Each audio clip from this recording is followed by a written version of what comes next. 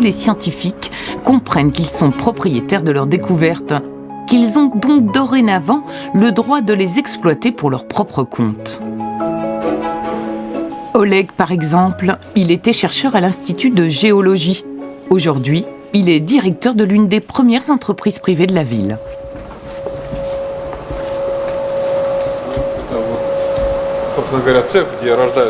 Voici l'atelier où nous faisons naître nos cristaux. Ce sont les rangées de fours. À l'intérieur, il y a une température de 800 degrés et une pression jusqu'à 3000 atmosphères. C'est avec ça que nous faisons notre élevage. Tout ça, on l'a construit nous-mêmes, avec nos scientifiques, nos ingénieurs, nos ouvriers et beaucoup d'enthousiasme.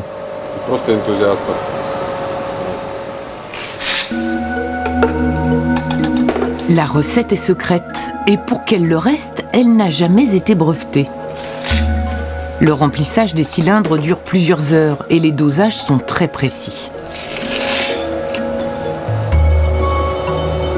Oleg ne fabrique pas de la verroterie colorée, mais en véritable géologue des pierres précieuses, artificielles, qui possèdent les mêmes propriétés chimiques que les vraies.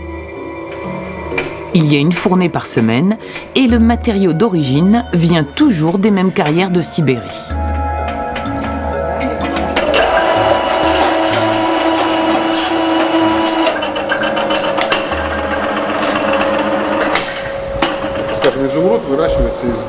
Ça, c'est notre minéral de départ, un béryl ordinaire.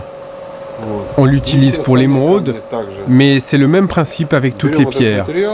On prend ce matériau, on ajoute du chrome et on opère une cristallisation qui nous donne une émeraude de très bonne qualité.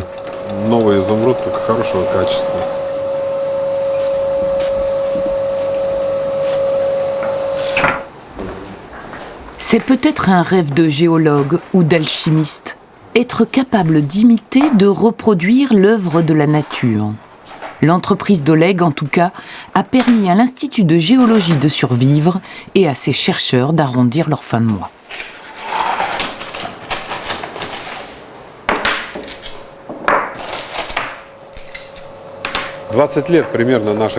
Nos chercheurs ont travaillé 20 ans sur ce sujet. On est parti de zéro pour arriver à ce qu'on est capable de réaliser aujourd'hui.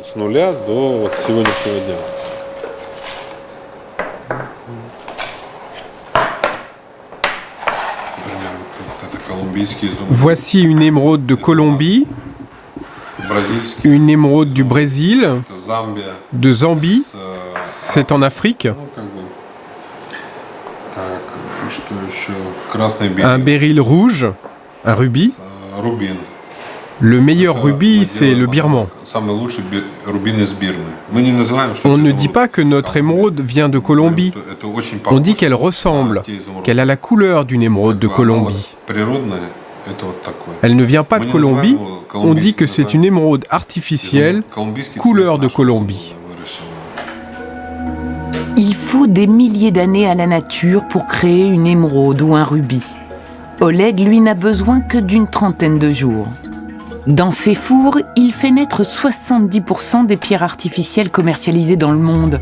Et l'ensemble de sa production est expédié en Thaïlande pour y être taillée. Chaque pierre a son caractère. C'est comme pour les parents qui ont des enfants tous différents. Chez nous aussi, les pierres sont différentes. Parfois, on obtient une belle récolte, très réussie, qui fait vraiment plaisir à voir. Et d'autres fois, alors qu'on a tout fait pareil, on est déçu du résultat.